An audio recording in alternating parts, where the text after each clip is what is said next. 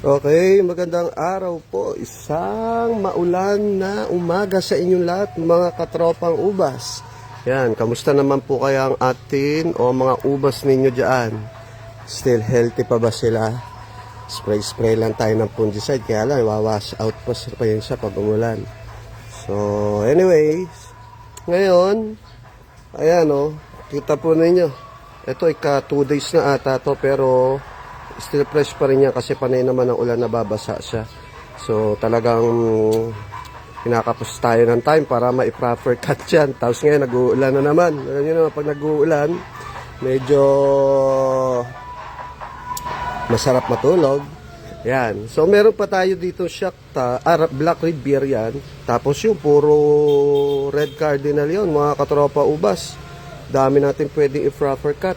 So ngayon may naka-proper cut na tayo, Catawba saka Brazilian Hybrid. So ito pwede na natin i-release. Na-treat ko na yan sa rooted hormone, sa fungicide, etc. Babanlawan ko na lang yan, tapos saka natin babalutin sa gustong umorder. Yan, lapit natin yung camera natin. Yung kaganda niya, oh. Napakaganda na itong gawing pang rootstock ninyo, mga katropang ubas na nangangailangan ng pang rootstock. Ayan, natataba. Ang ganda rin itanim niyan kasi pag tinanim niyo yan, napakaganda magiging tubo niya. Ayan, tulad na ito, ayan, matataba siya. So, pagka tumubo siya, ayan. Tapos, ito si Brazilian Hybrid. Ito ang atin naman Brazilian Hybrid. Ayan, tataba din niya. Brazilian. Ayan, kaya sa magkakagusto, PM na po kayo. Nationwide delivery ho tayo. Ayan, kaganda. Ito Brazilian Hybrid para kasi isang bundle nito is 12, 13, 14, 15. Depende sa sizes niya. Pinakamarami niya, 15 isang bundle. So, palagay, let's say na lang sa 10. Dahil sa 10 pieces ko na lang siya ikinakount ng pagpresyuhan. So, 10, 20, 30, 40, 50, 60, 70, 80, 90, 100. So, mga nasa 100 pieces na lang yung Brazilian Hybrid natin. Pentel pen size, good na pantanim at good pang rootstock.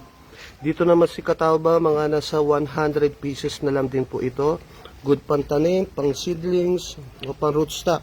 May mga pang bonsai po tayo. So ito, okay naman kung hindi maibebenta to, tatanim ko to. Ibobonsayin ko yung malalaki, may malalaki na to. Pero yung ganoon, pwede ko ibenta. Ngayon, sa mga nangangailangan naman ng Black Red Beer Grapes at Red Cardinal, ayan, ang available natin. Pwede ko naman i-proper cut to. So, pipilian pa natin yan at lilinisan pa natin yan para maging ganito siya.